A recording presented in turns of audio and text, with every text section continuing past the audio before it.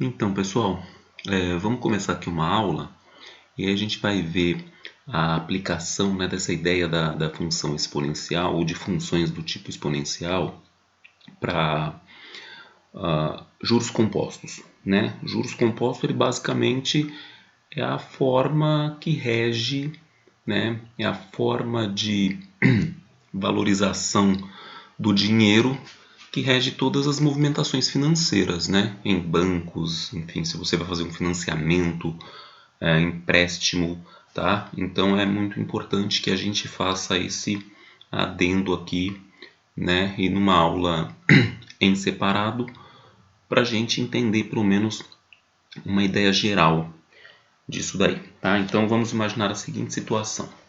Vamos imaginar que você faça, sei lá, vamos pensar na poupança. Poupança não, um investimento qualquer, tá?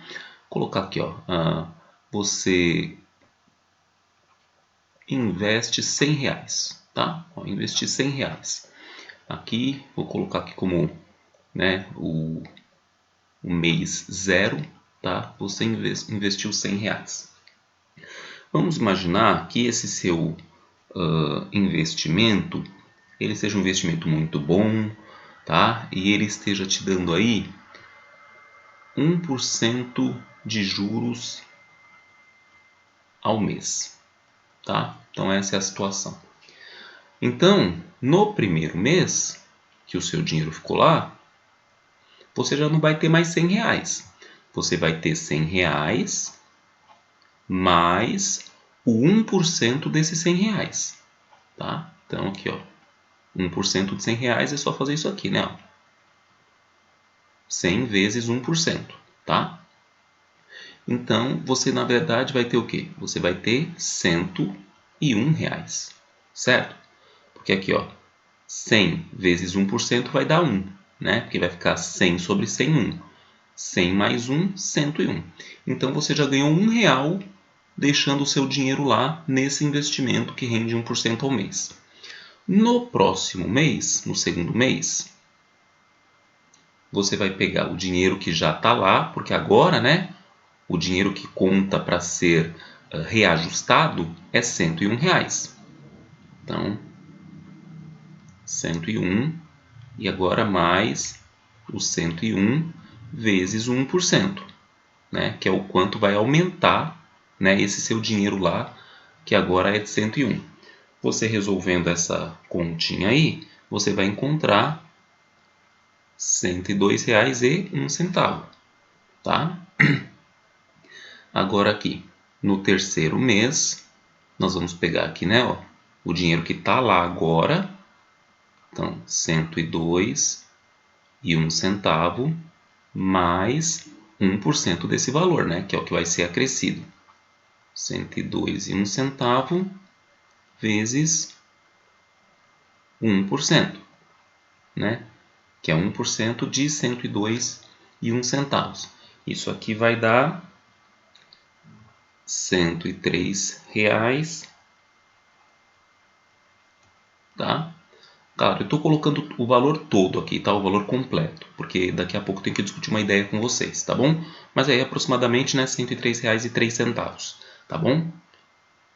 No quarto mês, quanto é que você já terá, né? No quarto mês você vai ter agora esse valor aqui, 103 mais 1% desse valor, né? Que outro mês você tem mais 1%. Então,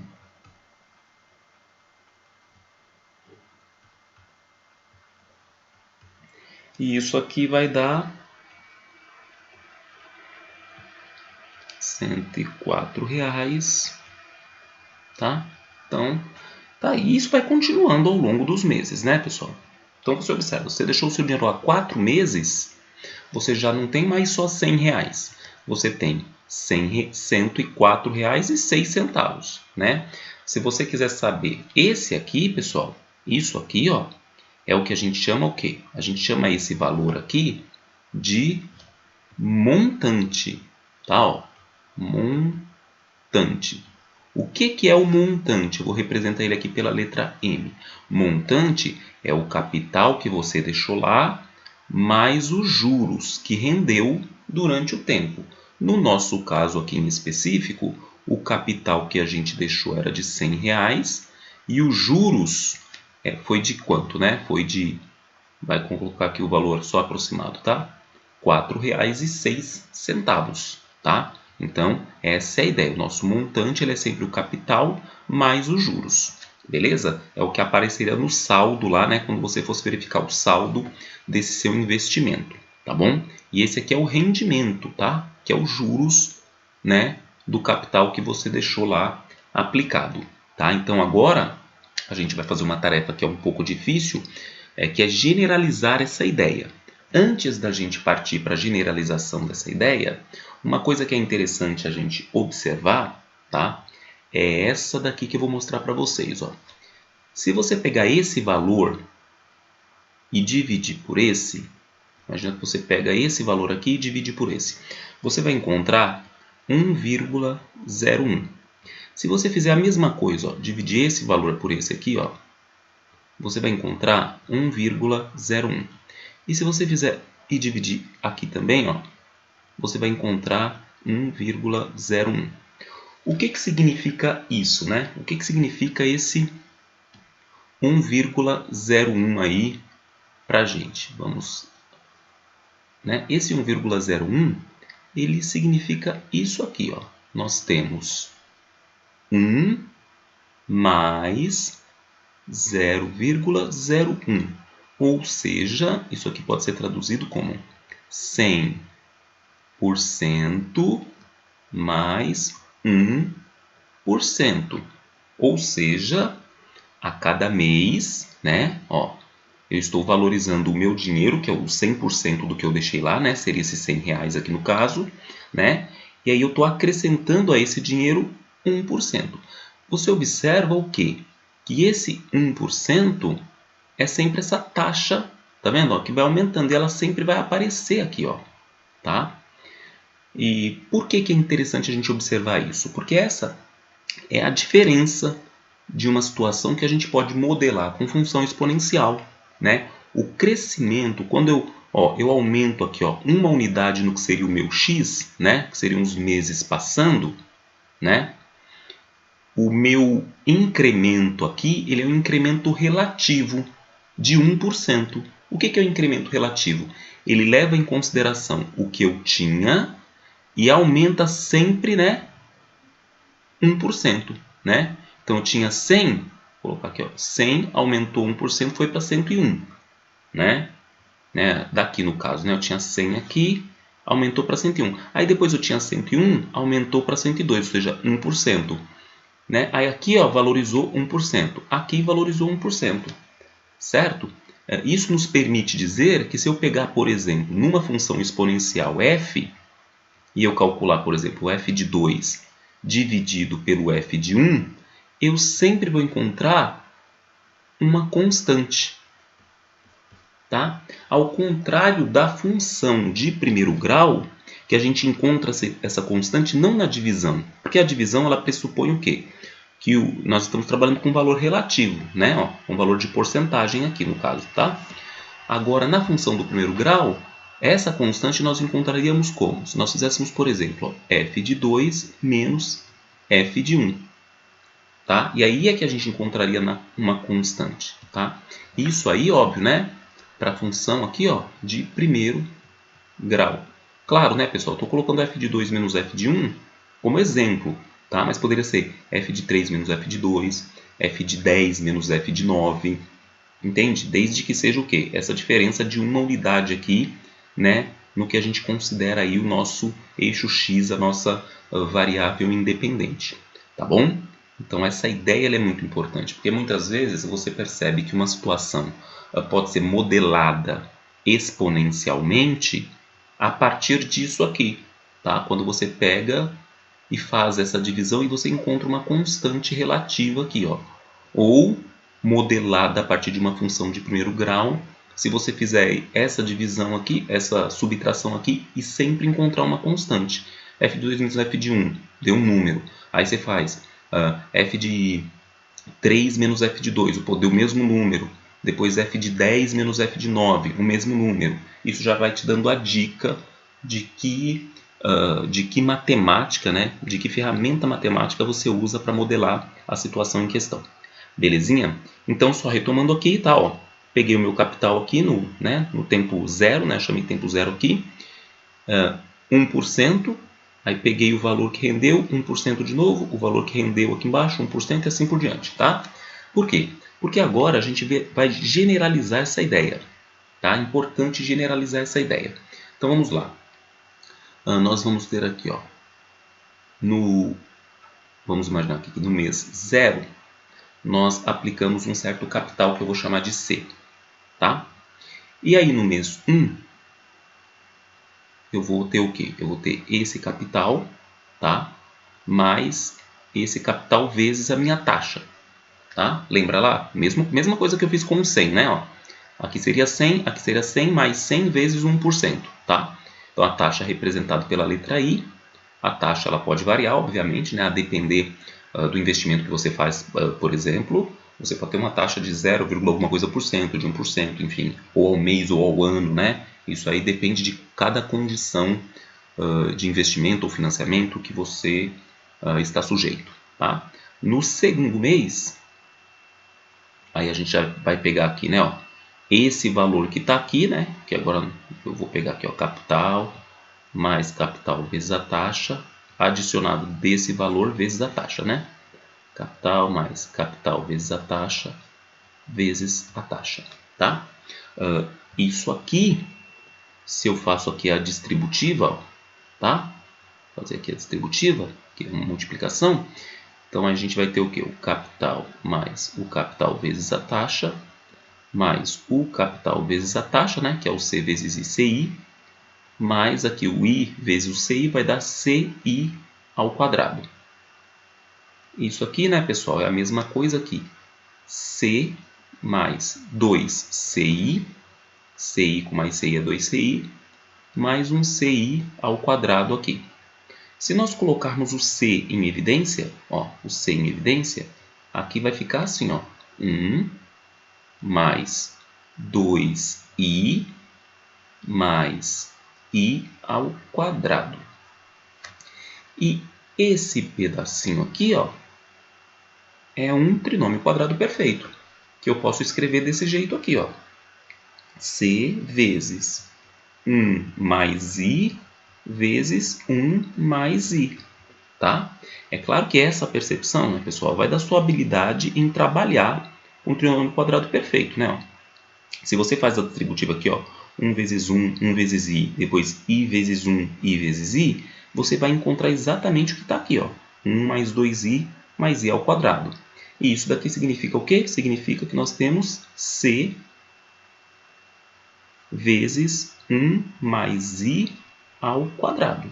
Tá? Então, toda essa conta aqui, ó, ela está dando para a gente C que multiplica 1 mais o I ao quadrado. Tá bom? Esse foi no nosso segundo mês. Agora vamos apagar essa parte só para a gente construir o terceiro mês, tá? Aqui. Agora vamos ver o que vai ocorrer no terceiro mês aqui. Então, no terceiro mês, agora o que eu tenho, né?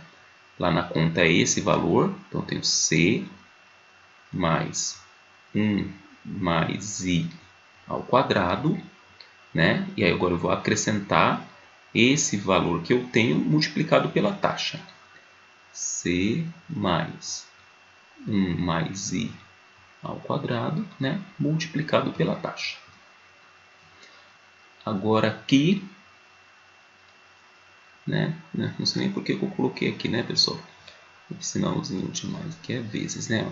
O valor que a gente tem aqui, ó, multiplicando, tá?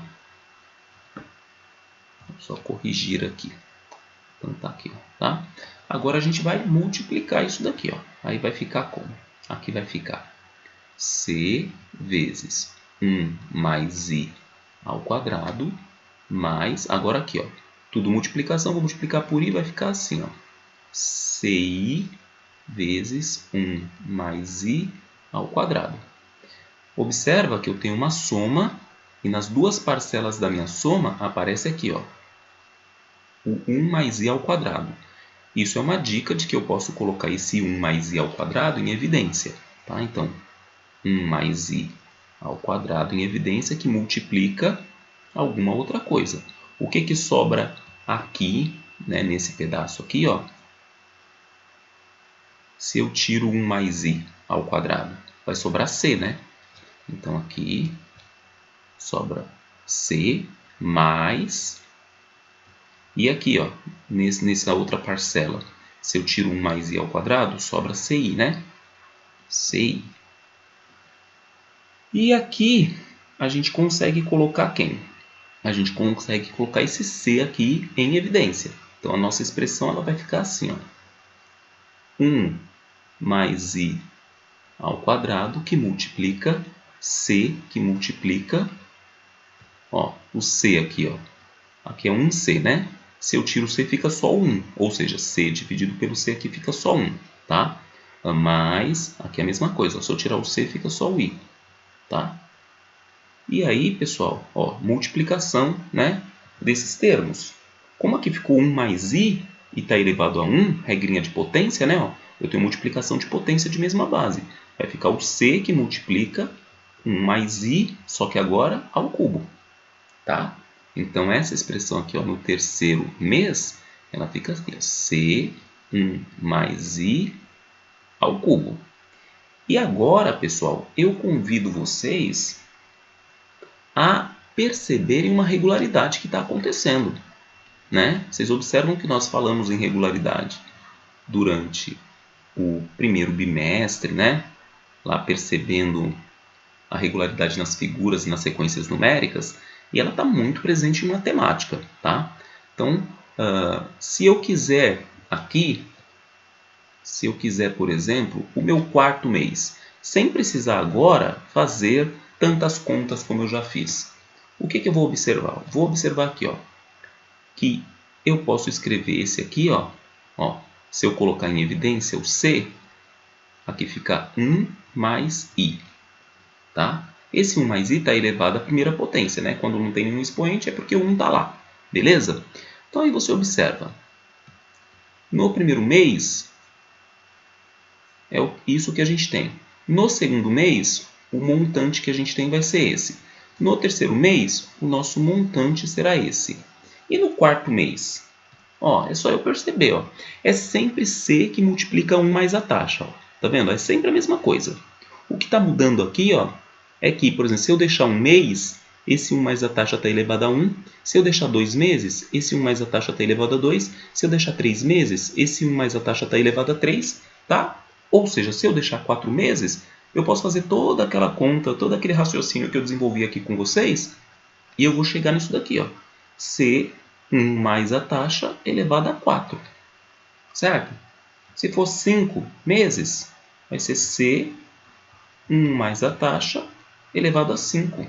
Então, o nosso montante, ele vai ser o quê? Ele vai ser o capital que a gente aplica, 1 mais a taxa, elevado ao tempo, né? Porque esse aqui é o tempo, né? 1 mês, 2 meses, 3 meses. Claro, pode ser ano, pode ser, enfim, né? Depende aí da condição da sua aplicação financeira, tá certo? Ó? Então, essa aqui é a ideia. Pessoal, isso aqui é fundamental. Observa que isso aqui é uma função do tipo exponencial, tá vendo? Ó? E essa é uma aplicação muito importante aí das funções exponenciais, que é nos juros compostos. Esse tipo de continha aqui, pessoal, no mercado financeiro é a mais básica de todas. Tá? Isso aqui é a mais básica de todas. Tá bom? E aí vamos fazer uma aplicaçãozinha de uma ideia aqui, tá? Vamos imaginar aqui uma outra situação. Tá? Sei lá, ó, vamos pensar aqui. Imagine que você tem R$500, tá? E você vai aplicar esses R$500, vamos numa taxa, vamos pensar a taxa Selic, que está aí 2%, tá? Você vai aplicar no Tesouro Direto, Selic, tá bom? Então, você aplica 2%, né? Essa taxa é ao ano, tá? E aí vamos imaginar, se você deixar o seu dinheiro aplicado lá por 5 anos. 5 anos. Eu acho que o limite de aplicação deve ser de R$ 100 no Selic, ou não tem nem limite de aplicação, viu? Pode aplicar qualquer valor, tá? Mas aqui, ó, colocamos aqui um valorzinho, né, baixo. E agora vamos ver quanto é que eu vou ter nos 5 anos. Então aí, para a gente saber quanto a gente vai ter lá na nossa aplicação, a gente faz o quê? O nosso montante vai ser o quê? Vai ser o nosso capital multiplicado por 1 mais a nossa taxa, que é de 2%, tá? Então aqui a gente coloca 0,02 elevado a quanto? Elevado a 5, certo? E aí, o nosso montante vai ser quanto? 500, que multiplica 1,02 elevado a 5. Quanto é que vai dar, né, esse 1,02 elevado a 5? Isso vai dar 1,10, 40, 80, enfim, né? Mas aí quando a gente multiplica isso por 500, a gente encontra o nosso montante como sendo R$ 552,04. Tá? O que significa isso? Significa que se você aplicar, né, é óbvio, né, pessoal?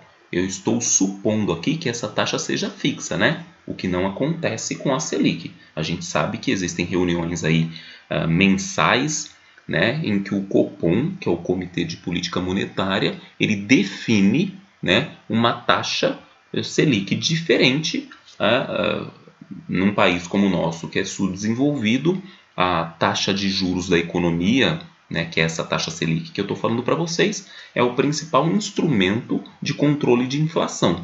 A nossa taxa Selic ela está muito baixinha, está em 2% agora. Por quê? Porque a nossa inflação está muito baixa, né, por conta de uma economia que não está avançando. Né? Então, quando a economia está muito estagnada, a inflação ela tende a ser muito baixa também. Mas nós tivemos aí taxa Selic que bateu 14%, né, nos primeiros 5 anos aí da década de 2010 aí, né? Então tivemos momentos assim, né? Então isso vai depender muito aí de como é que a gente quer controlar a nossa inflação e de como a gente precisa trabalhar com essa taxa de juros da economia para controlar. Tá? Então nessa situação, e imaginando que essa taxa fique fixa nos 5 anos, tá? A gente vai ter um montante de R$ 552,04, tá? Então o nosso capital é R$ 500, tá? E os juros, né, que é o rendimento, é de R$ 52,04, tá bom? Então essa é a ideia aqui dessa aplicação de função exponencial nos juros compostos, tá? Que são na verdade os juros que regem a nossa economia, tá bom? Então é importante essa ideia. Eu espero que vocês inclusive procurem mais coisas sobre isso, porque não sei, se vocês tiverem interesse, né, numa questão de vida financeira e tal, essas coisas, esse ponto aqui ele é muito importante. E tem muito mais coisa, obviamente, sobre o assunto. Beleza?